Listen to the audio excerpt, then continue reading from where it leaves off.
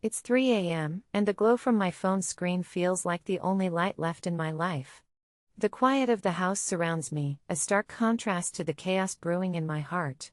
I should be sleeping, but every time I close my eyes, I see them, my husband and her, giggling at some inside joke while I sit at home, oblivious and trusting. I can almost hear her laugh, high-pitched and sweet, as if it could drown out the reality of her existence in our lives. If this was a different time, a different place, maybe I could have brushed it off, chalked it up to bad luck and human frailty. But right now, I feel the urge for justice bubbling within me like molten lava, ready to erupt. Let me set the stage for you. I'm Emma, a 32-year-old mom of two beautiful kids who mean the world to me.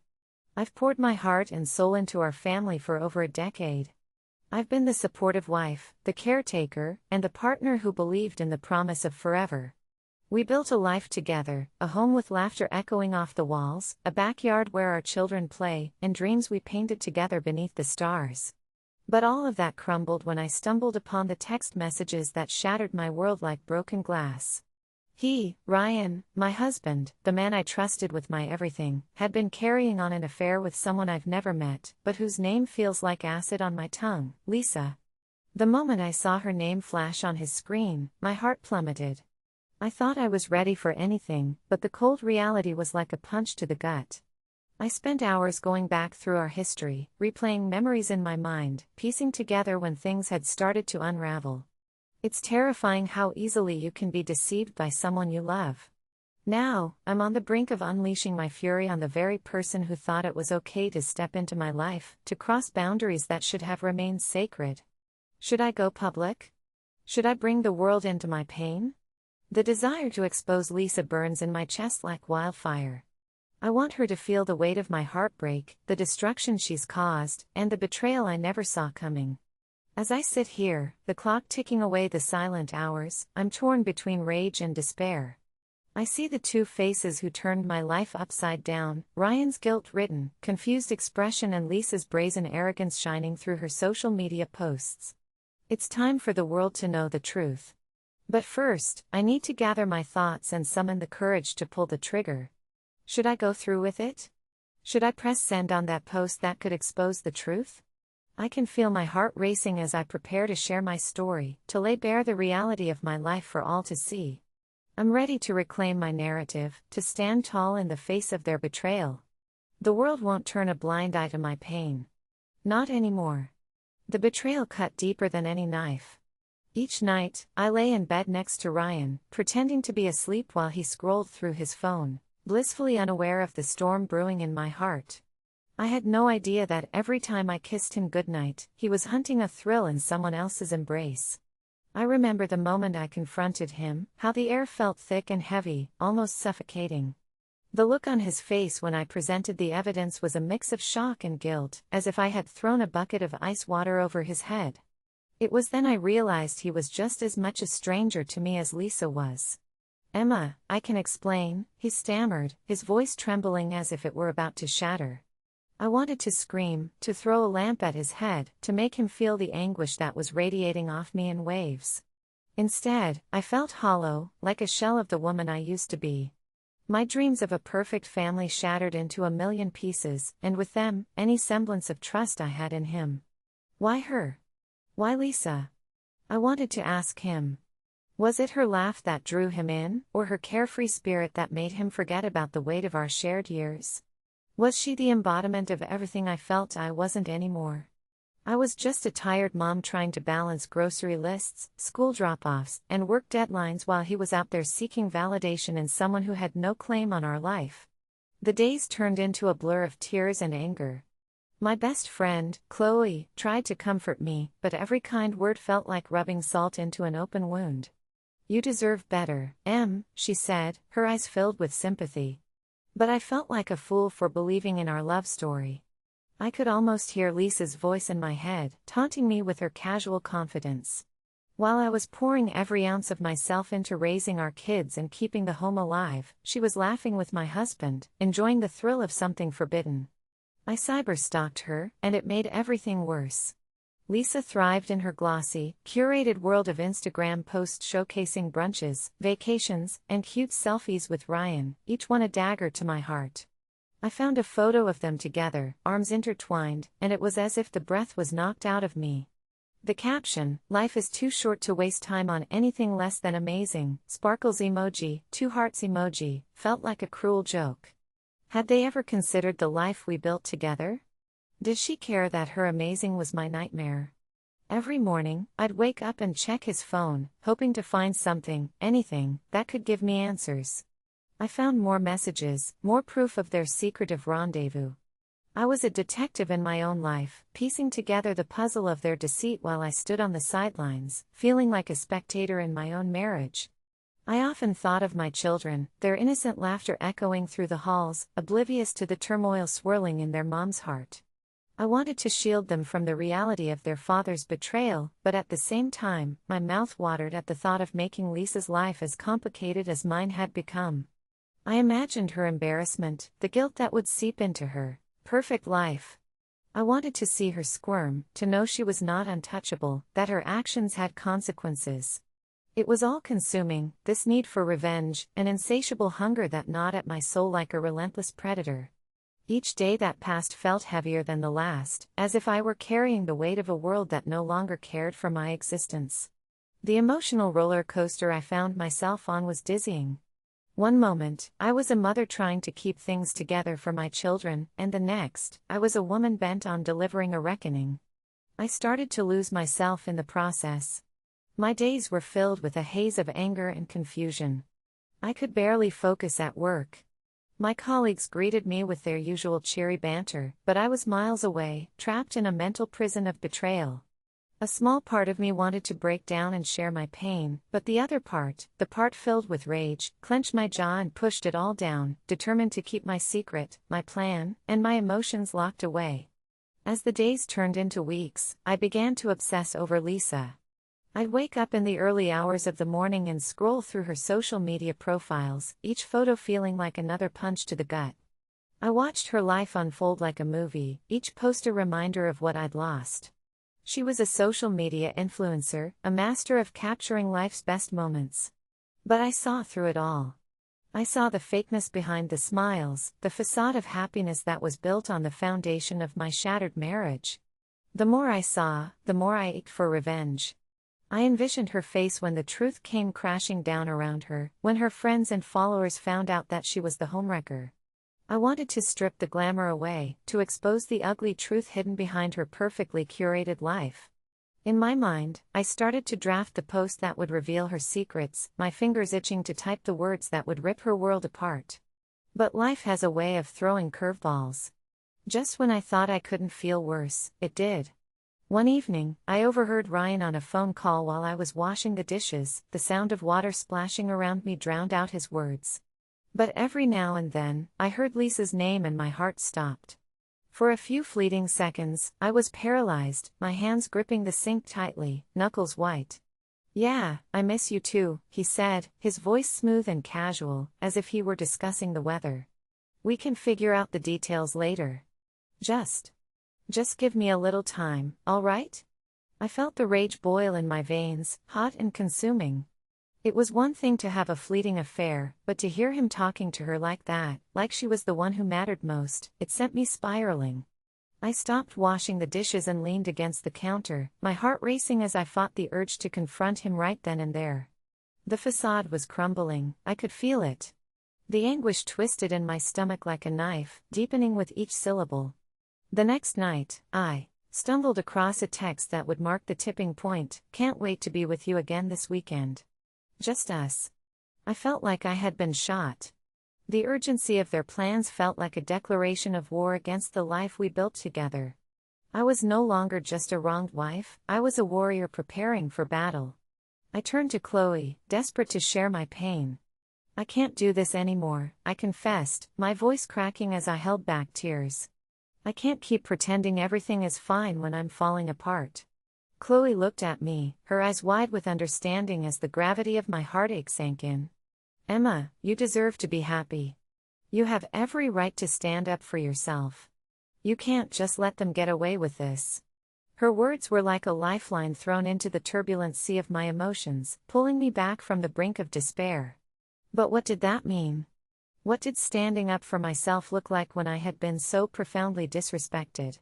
That night, as I lay awake with my heart pounding in my chest, the truth began to crystallize.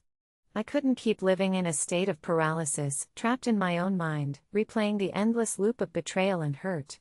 I felt the fire igniting within me, raw and powerful, and suddenly it all clicked. I wasn't just a victim, I was a force to be reckoned with. I pulled out my phone, the screen shining in the darkness like a beacon. I began to type, my fingers moving almost of their own accord. My heart raced with each word, as if I were pouring molten rage onto the screen. I had never been one to seek conflict, but this wasn't just about me anymore, it was about reclaiming my power, my dignity. The words flowed out like water from a broken dam. To those who think they can step into my life and steal joy that's not theirs to take, let me remind you that the truth always finds a way out. You might think you're living the dream, but it will all come crashing down. I refuse to be silent while you play house with my husband. I paused, breathless, as I read over my message. Each sentence felt like a small victory, a rebellion against years of quiet suffering. But it wasn't just a post. It was a testament to my strength, a declaration of war against the lies that had invaded my life. I realized I wanted Lisa to feel the weight of her actions, to confront the consequences of her choices. I wanted her to know that she was no longer a shadow lurking in the corners of my life, she was front and center, and I was ready to take a stand. As I hovered over the post button, I felt a surge of adrenaline course through me.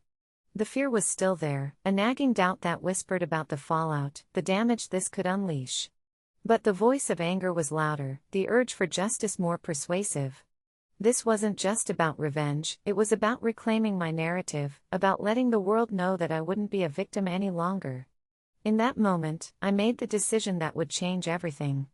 I would no longer be the quiet, hurt wife, nursing my wounds in solitude. I would boldly share my story, my truth, and in doing so, I would begin to heal. I envisioned Lisa seeing the post, her smug smile turning to disbelief, panic, and ultimately shame. I imagined the looks on her friends' faces as they read the words I had crafted with so much pain. My finger hovered over the screen, my heart racing with excitement and fear. I took a deep breath, closed my eyes for a second, and then pressed send. The moment the words went live, it felt as if a weight had been lifted from my shoulders. I sat there, staring at the screen, my heart pounding as the reality of my decision set in. I had taken a leap into the unknown, a leap that felt terrifying yet exhilarating. Suddenly, the doubt that had plagued me for so long began to dissipate, replaced by a surge of empowerment as dawn broke, painting the sky in hues of orange and pink. I sat in the quiet of my kitchen, the adrenaline still coursing through me. My heart was racing, my hands trembling with both fear and excitement. The post was live. I could hardly believe it. I knew I had to prepare for the aftermath, my revenge plan was in motion, and I needed to be strategic about it. 1. Document everything. The first step was a no-brainer. I began compiling everything related to Ryan and Lisa's affair, screenshots of texts, photos of their social media interactions, and even timestamps from our shared family calendar that pointed to his lies. I wanted concrete evidence to back up my claims, should anyone question the validity of what I was about to expose. It was important for me to have this arsenal of proof, not just to protect myself, but to serve as a reminder of the reality I was living. 2. Enlist allies. I reached out to a few close friends, those who had seen the cracks in my marriage before I did. I needed support, both emotionally and logistically. Chloe was my first call. I did it, I said, my voice quaking with a mix of victory and fear. I posted about them. I need you to help me spread the word. She promised to share my post and encourage others to do the same. The more people who knew, the more power I'd reclaim over the narrative. I also contacted a few trusted acquaintances of Ryan's, people who had always seen our family as a unit. I wanted them to hear my side before Ryan could spin his own narrative to make himself look like the victim. 3. Create a countdown. I knew I had to time the fallout perfectly. I calculated the weekend when Ryan would next be free from work and scheduled to see Lisa again. I I wanted to ensure that my post was fresh in everyone's minds when they came together. I imagined their plans spiraling into chaos as they realized that I had blown the lid off their secret. I envisioned Ryan's face when he discovered that the people he trusted the most had turned against him, armed with my truth. I was going to infiltrate their weekend plans and turn it into my own version of a friendly gathering, one filled with witnesses to the fallout. 4. Prepare for confrontation. I knew that I needed to confront Ryan head-on after the post went viral. I started rehearsing what I would say, crafting a script in my mind that combined strength with clarity. I wanted him to see the gravity of his actions, not just the betrayal, but how he shattered my trust, our family, and the lives of our children. I was determined to break down his defenses and make him own his actions, while also preparing for his inevitable attempts to manipulate the situation. I would stand my ground, speaking my truth with unwavering confidence. 5. Social media blitz. I began crafting additional posts to go live in the days leading up to the weekend. I wanted to create an avalanche of awareness about the affair. I wrote about the realities of infidelity, how it feels to be deceived, and the emotional toll it takes on families. I included hashtags like #CheatersExposed, #infidelity, and #truthmatters in the hopes of reaching a wider audience. I encouraged my friends to share their own experiences with betrayal, creating a community of support around my situation. I wanted people to rally behind me, to remind me that I wasn't alone in this fight. 6. Gather evidence of his lies. While I continued my digital search for revenge, I began to gather evidence of his lies. I strategically arranged for my friends to catch Ryan in the act of deceit. I instructed Chloe to invite him to a gathering under the guise of wanting to have a family-friendly weekend with the kids. It was a perfect cover, and I knew it would create the opportunity I needed for the confrontation. As the weekend approached, my heart danced a chaotic rhythm between anxiety and exhilaration. I felt like a beast poised on the edge of a cliff, ready to leap into the fray. I went through every message, every photo, honing in on the perfect chaos I was about to unleash. The countdown was real now. Just 2 days left until I would turn my pain into a weapon of justice. The day finally arrived. I woke up with butterflies in my stomach, the thrill of impending revenge coursing through my veins. I donned a simple, yet striking outfit that made me feel confident, my favorite dress that hugged my curves just right, my makeup on point, ready to reveal to the world the fierce woman I had become. This day was about more than just revenge, it was about reclaiming my identity, my voice, and my power. I dropped the kids off with my parents, knowing they would be safe while I played the role of the unassuming wife. The moment I stepped into Chloe's house where the gathering would take place, I felt an electric charge in the air. Friends had begun to arrive, and I noticed many of them giving me sympathetic smiles, their eyes filled with unspoken understanding. They had seen the hurt, the pain I had been carrying for far too long. I could feel their support surrounding me, a protective shield against the storm that was about to erupt. Ryan arrived later, blissfully unaware of the trap that lay in wait for him. He greeted everyone with a casual smile, completely oblivious to the tension brewing beneath the surface. I watched him, a mix of anger and sadness swirling inside me. How could he be so careless? Had he truly thought he could continue living a double life with no consequences? I was ready to shatter that illusion. As the evening progressed, laughter and chatter filled the air. The children played in the background, normalcy contrasting sharply with the storm about to unfold. I caught Ryan stealing glances at his phone, a nervous habit I had come to recognize, and it filled me with a sense of satisfaction. He was on edge, and for the first time, it was because of his own choices. Then, at the perfect moment, I decided it was time. "Hey everyone!"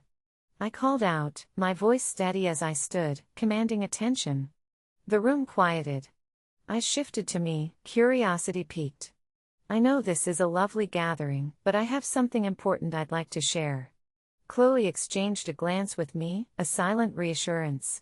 I could see the anticipation in her eyes, knowing full well the gravity of what was about to unfold. I took a deep breath, feeling the weight of 1,000 emotions crash over me. It was now or never.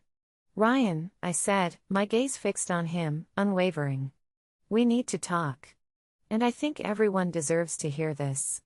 I paused for dramatic effect, letting the tension simmer in the air. I could see the color drain from his face. The room grew silent, the atmosphere thick with anticipation. "Do you remember last week?" I continued, my voice rising as I recounted the tale of betrayal. "When I found the texts on your phone? Or did you think you could?" The air in the room grew heavy as the weight of my words sank in. I could feel the collective breath of my friends held in anticipation, and the shock on Ryan's face was priceless. It was a mixture of fear and disbelief, as if he were a deer caught in headlights. I relished the moment, the sweet taste of justice mingling with the bitterness of betrayal. "What are you talking about, Emma?" he stammered, trying to regain his composure, his voice trembling ever so slightly. "This isn't the place for this. We can talk about it later." But there was no later, not anymore. "No," I said firmly, cutting him off. "The time for secrets is over.